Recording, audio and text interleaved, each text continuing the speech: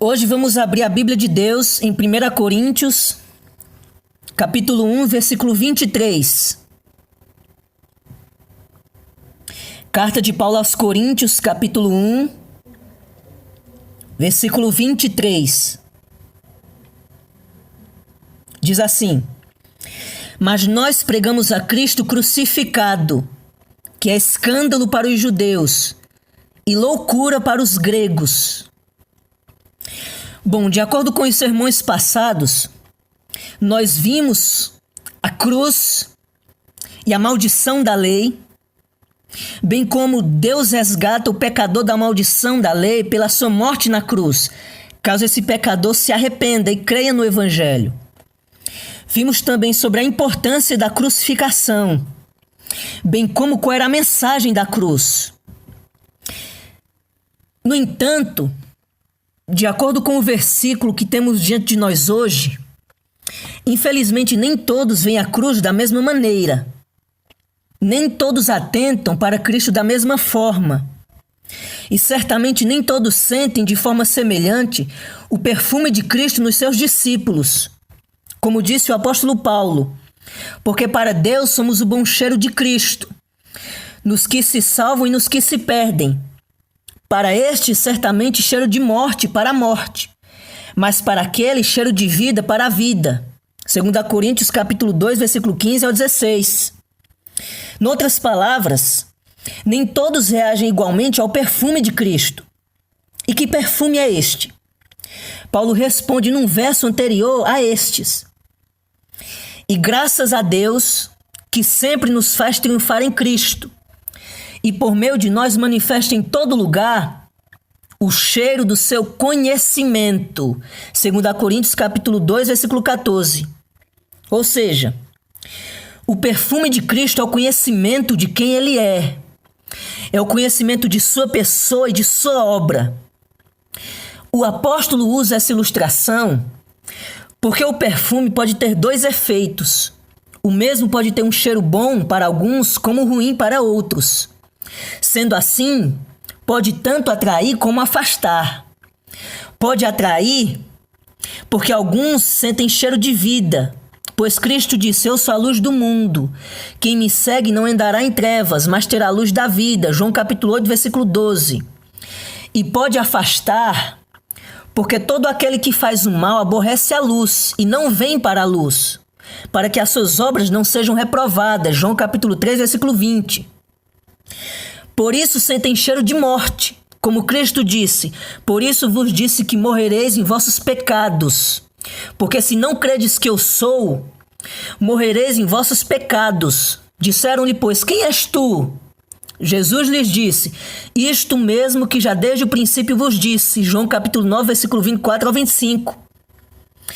É lamentavelmente o caso que abordaremos aqui hoje, na primeira carta de Paulo aos Coríntios. Atentemos para o verso. Primeiro, mas nós pregamos a Cristo crucificado, que é escândalo para os judeus.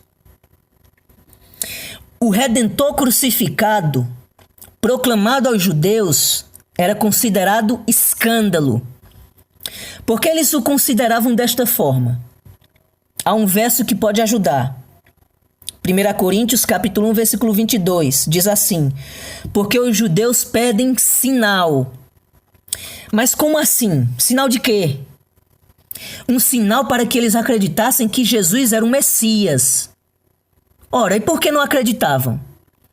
Porque eles esperavam um salvador político, alguém que estabeleceria o seu reino nesta terra, de modo que não sofreria dano algum, pelo contrário, todos se submeteriam ao seu poder e à sua majestade, à sua imensa glória.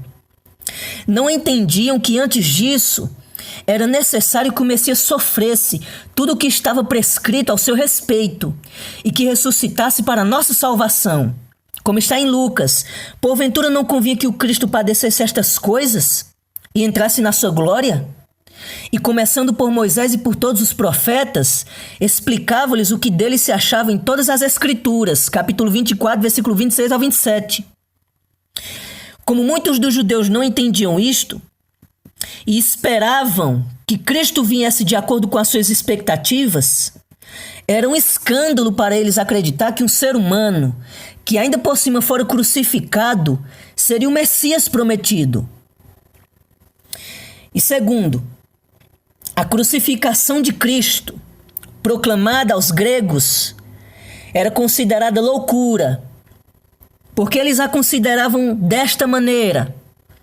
A resposta está no mesmo verso. E os gregos buscam sabedoria. 1 Coríntios capítulo 1, versículo 22. A compreensão é que os gregos tinham fascínio pela sabedoria humana. E eles se gloriavam por serem pessoas sábias no que diz respeito à existência, ao universo, à vida e aos seres humanos. Eles amavam o deleite de serem elogiados, admirados e engrandecidos. E o meio pelo qual conquistavam estas coisas eram obtendo sabedoria. Por isso que a buscavam. Logo torna-se claro de que pessoas simples, sem conhecimento ou formação alguma, podiam ser salvas, enquanto que eles, sábios pensadores, não eram. E para que fossem, precisariam ouvir e aprender de simples leigos. Não havia para eles sabedoria alguma nisso.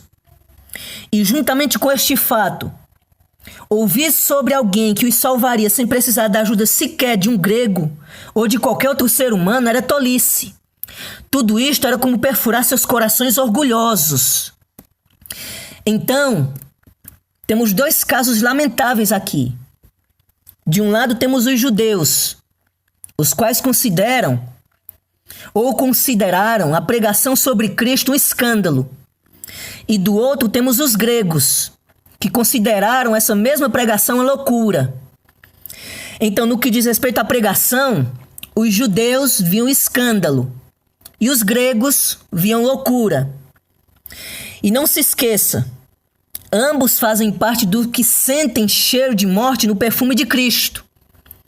Agora, por que esses dois grupos são tão relevantes aqui? Os judeus e os gregos. Qual a importância em falar dos judeus e dos gregos neste sermão? Aqui está a resposta. Porque todos os que rejeitam a Cristo fazem isso pela mesma razão que estes dois grupos o fazem. De uma maneira mais clara, vejamos os judeus. Porque afinal, eles rejeitam a Cristo. Novamente, Paulo nos dá a resposta. Ele diz assim: porque lhes dou testemunho de que têm zelo de Deus, mas não com entendimento. Isso está em Romanos capítulo 10, versículo 2. Preste atenção. Estes homens, segundo o apóstolo Paulo, eram cuidadosos das coisas que dizem respeito a Deus Elohim. Como, por exemplo, a oração, o jejum, a esmola, a preservação da tradição, as boas obras, o estudo e a observância da lei. No entanto, qual era o problema desses homens? É que eles buscavam a justificação de Deus mediante este zelo, por meio de seus cuidados. Esperavam que Deus os salvasse por causa de suas boas ações, por causa de suas boas obras, e não por causa da obra que o próprio Elohim fez em seu Filho Jesus, na cruz do Calvário. E por não entenderem, mataram seu próprio Deus, que veio salvá-los na pessoa de Cristo. Não compreenderam, mesmo tendo as Escrituras nas mãos, como está no Evangelho do apóstolo João. Porque naquele que ele enviou não credes vós.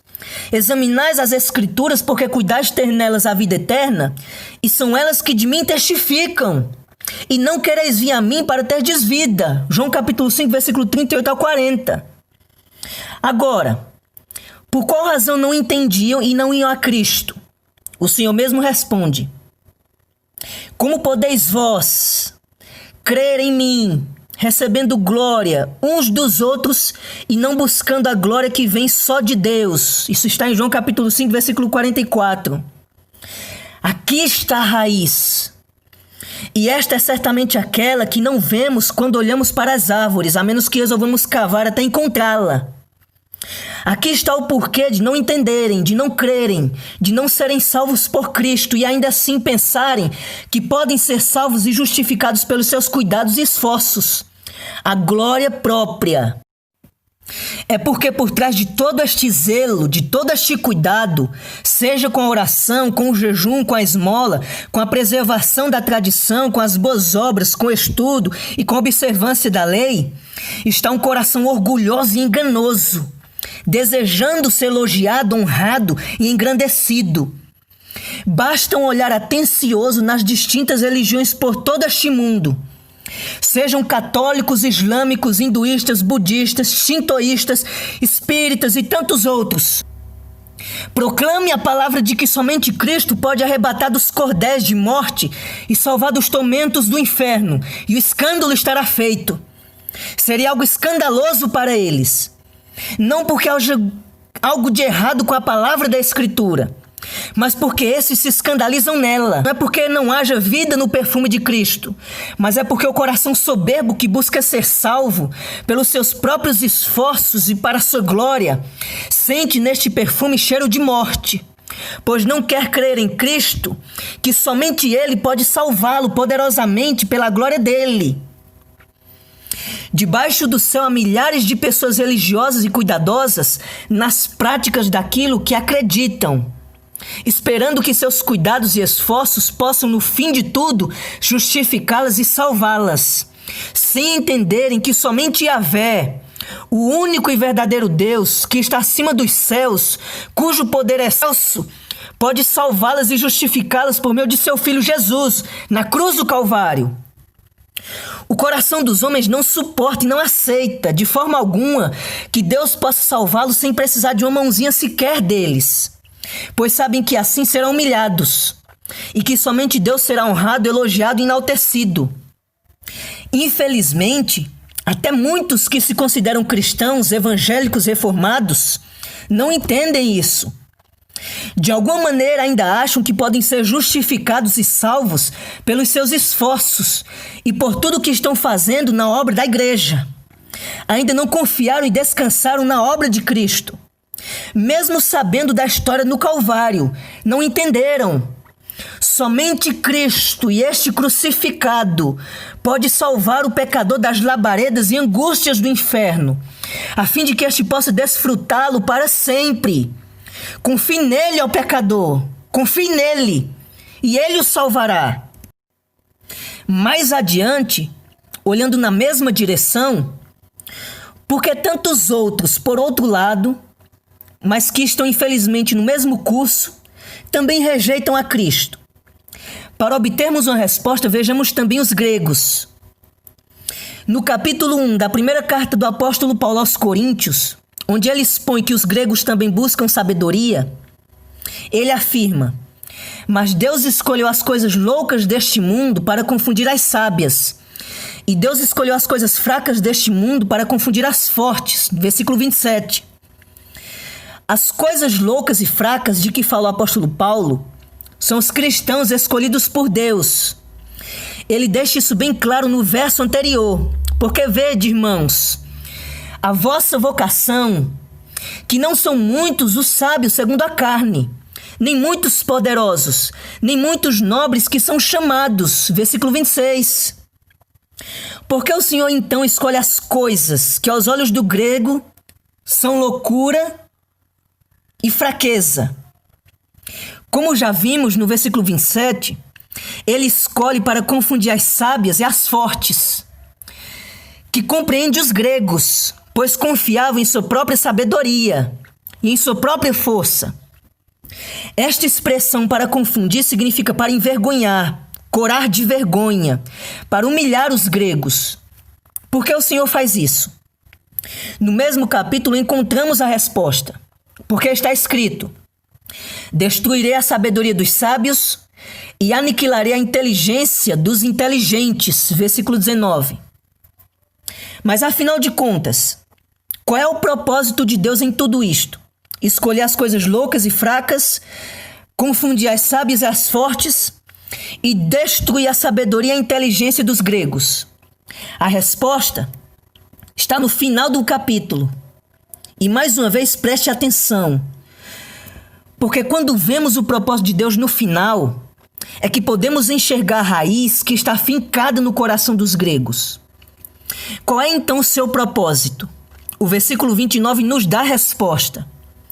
Para que nenhuma carne se glorie perante ele. Aqui está de novo a raiz.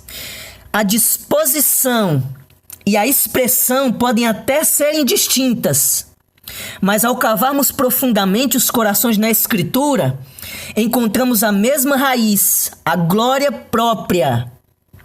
Porque os gregos rejeitam a Cristo, consideram a pregação uma loucura e ainda assim pensam que serão salvos buscando a sabedoria.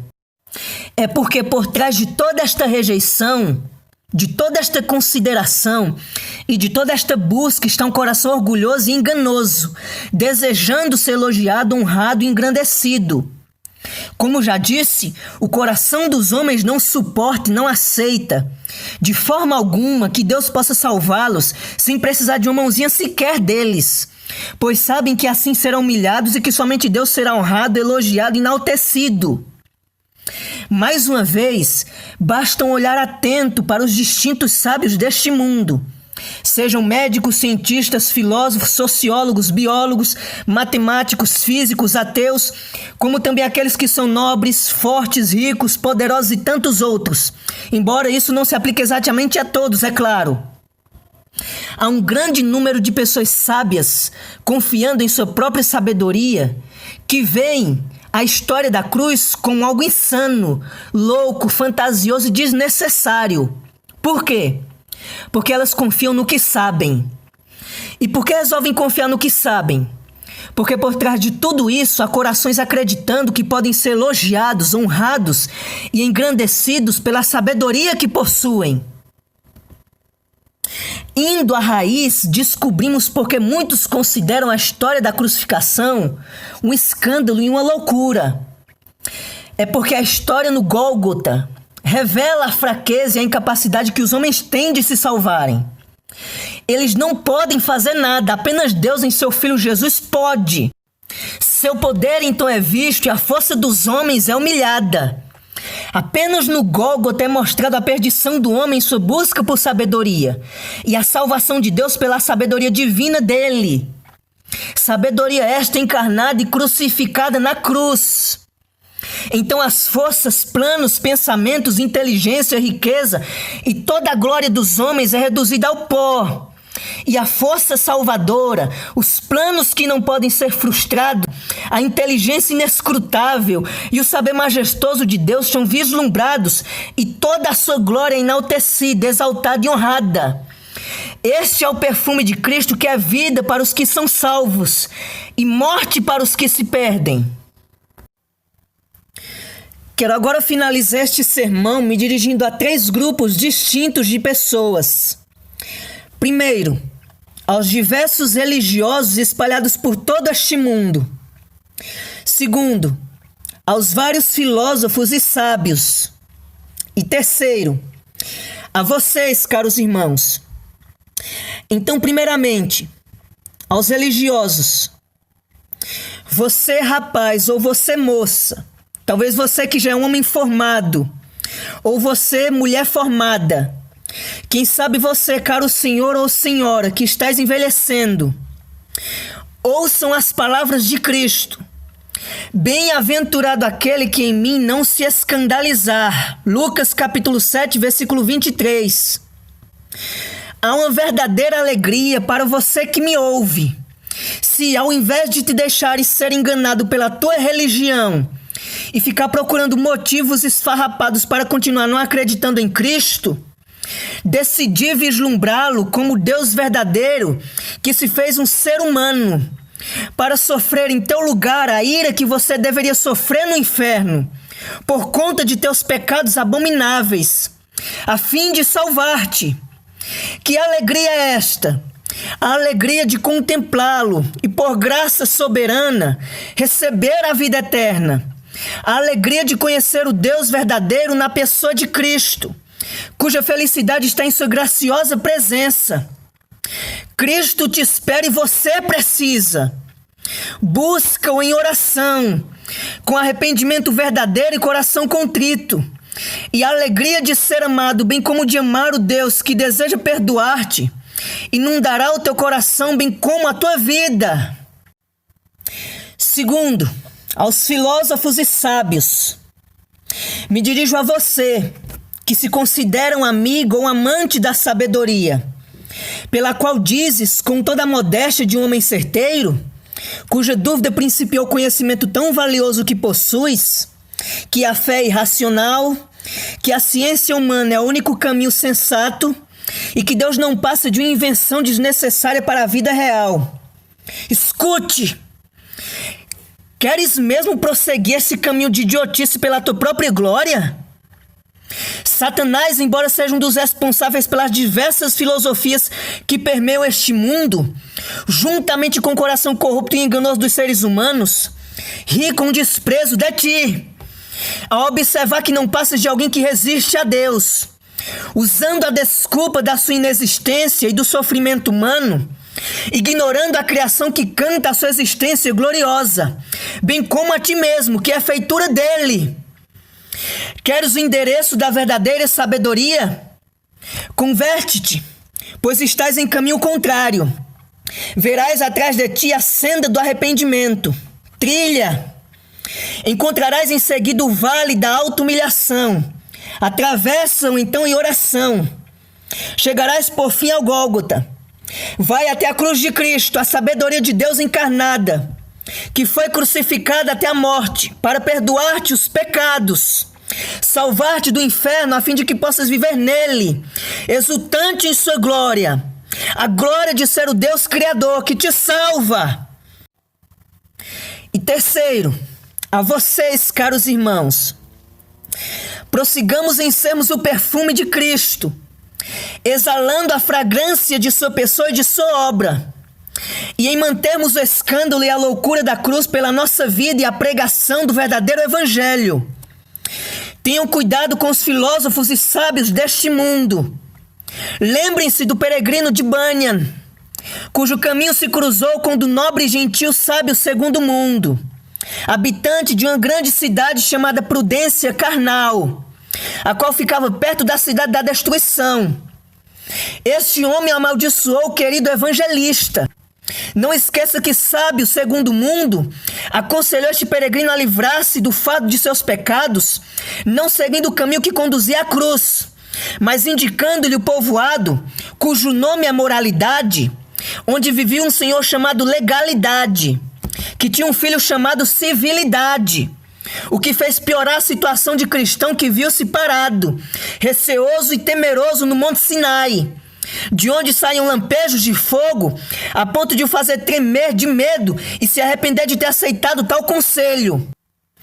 Lembre-se que foi ao encontro da cruz que cristão se viu livre do seu fardo de pecados, ao encontrar o perdão do nosso querido Deus, na pessoa de Cristo. E que o Espírito do nosso Senhor nos guie até a sua cidade celestial, meus irmãos. Oremos. Gracioso Senhor, faze-nos cautelosos diante dos sofismas e enganos deste mundo. Faze-nos prudentes e guia-nos pelo teu Santo Espírito na senda da tua palavra, que é lâmpada para os nossos pés e luz para o nosso caminho. Por meio de Cristo Jesus, teu Filho, e nosso compassivo intercessor, oramos. Amém.